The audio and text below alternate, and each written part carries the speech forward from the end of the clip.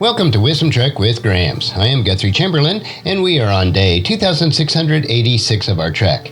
The purpose of Wisdom Trek is to create a legacy of wisdom, to seek out discernment and insights, and to boldly grow where few have chosen to grow before.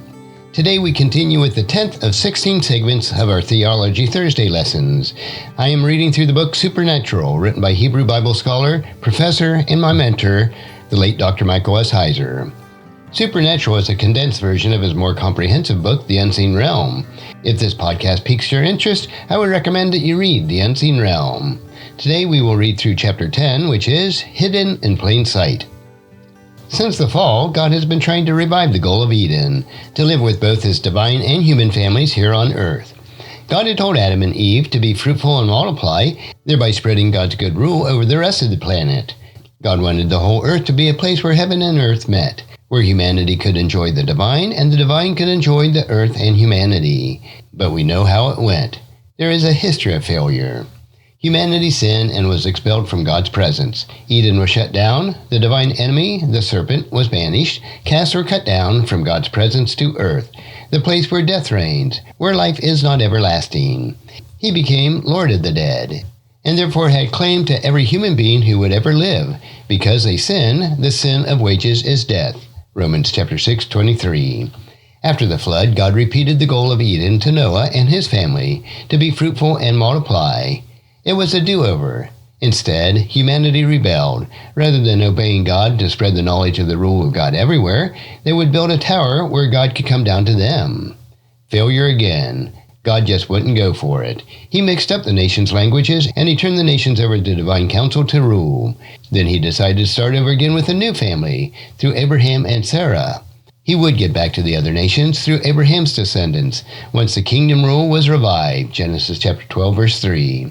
This too was a failure. So was the next attempt, bringing Israel out of Egypt, then to Sinai, and then finally into the Promised Land. Israel failed.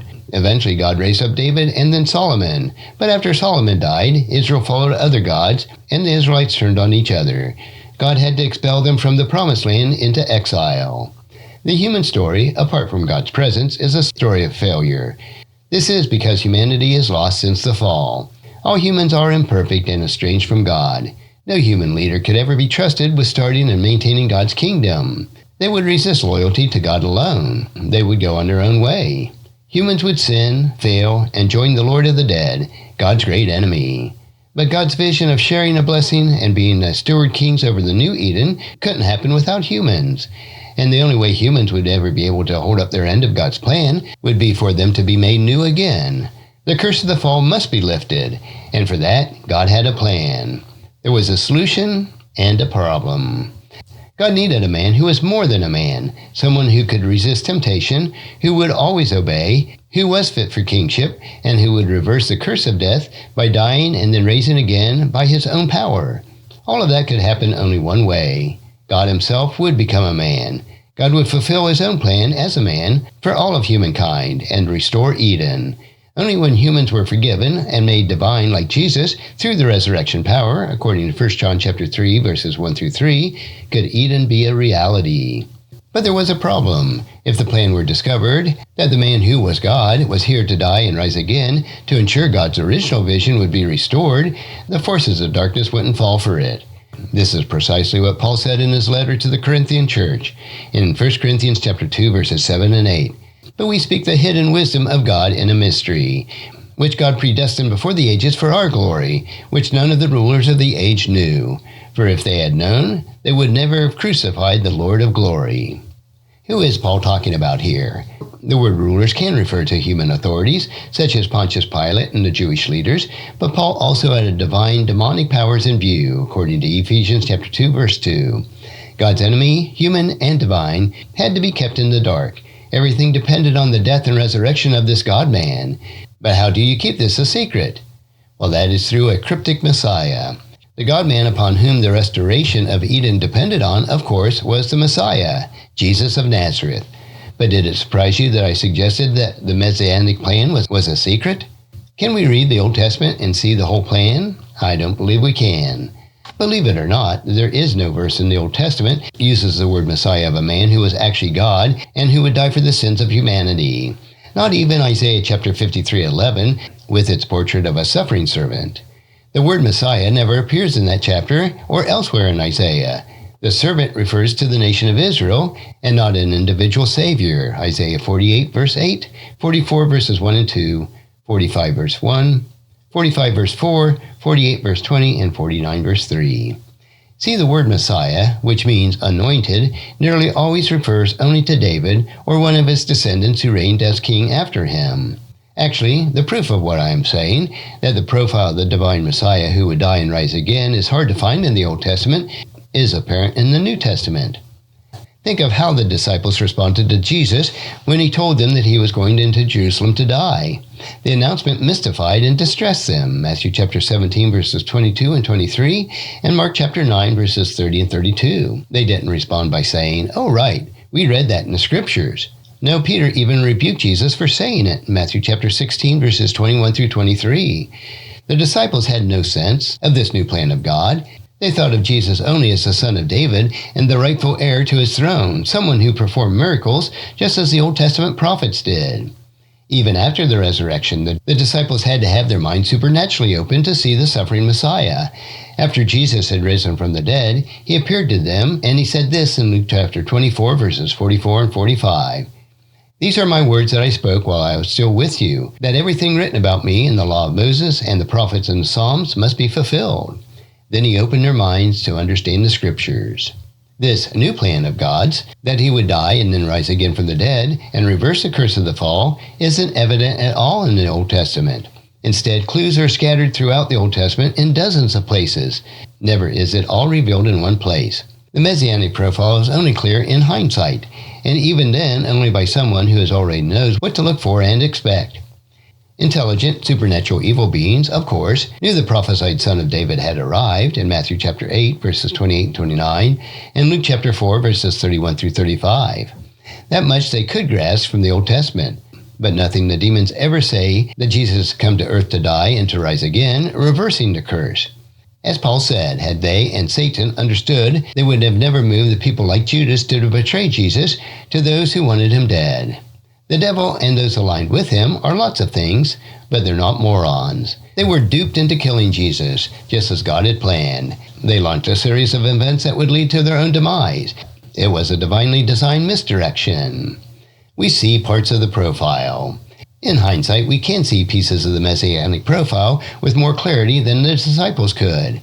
While there was no verse that describes the divine Messianic son of David dying and rising to reverse the curse, those threads run throughout the Old Testament. Having already seen the plan played out, you can find that thread and start to follow its pattern. For example, ask, who is the Son of God? The answer isn't Jesus in the Old Testament. Adam was the son of God. He was the first man. Israel was called God's son in Exodus 4:23 and in Hosea chapter 11, verse 1.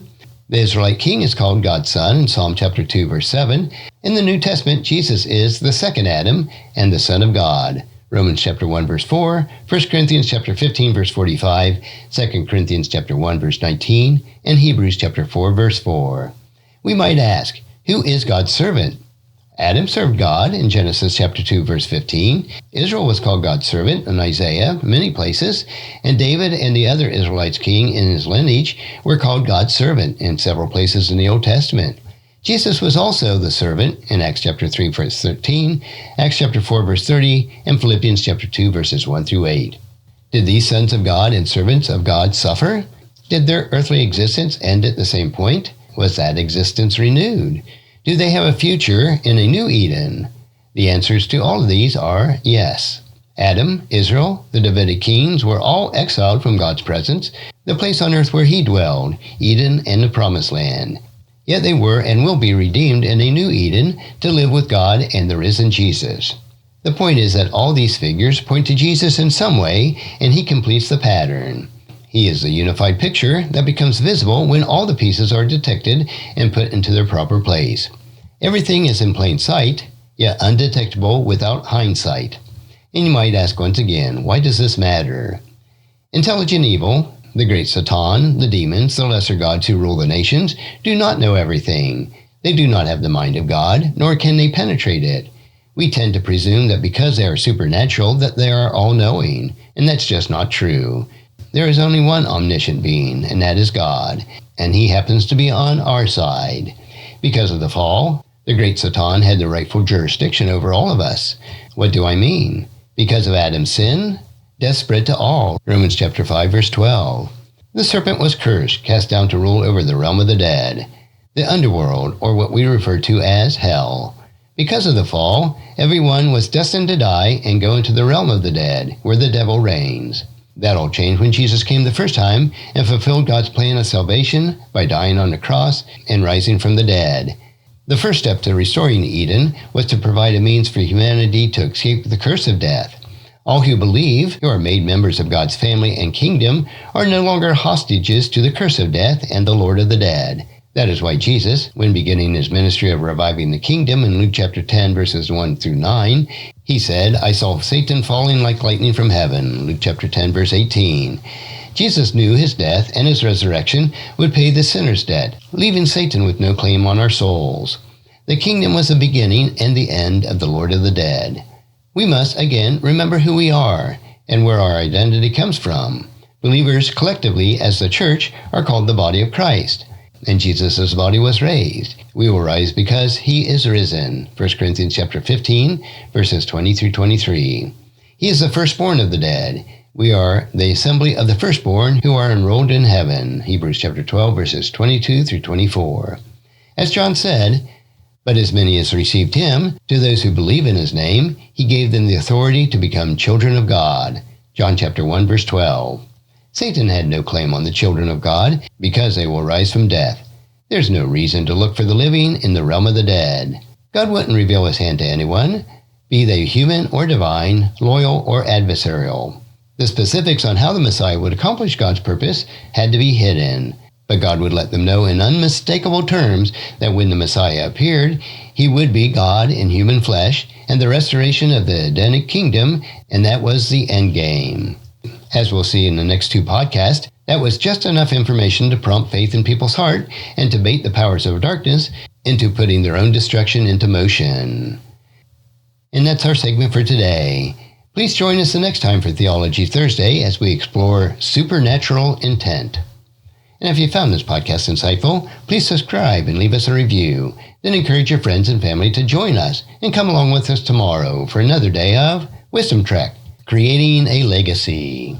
Thank you so much for allowing me to be your guide, your mentor, and most importantly, I am your friend as I serve you through the Wisdom Trek podcast and journal. And as we take this trek of life together, let us always live abundantly, love unconditionally, listen intentionally, learn continuously, lend to others generously, lead with integrity, and leave a living legacy each day. I am Guthrie Chamberlain, reminding you to keep moving forward, enjoy your journey, and create a great day every day. See you next time for more daily wisdom.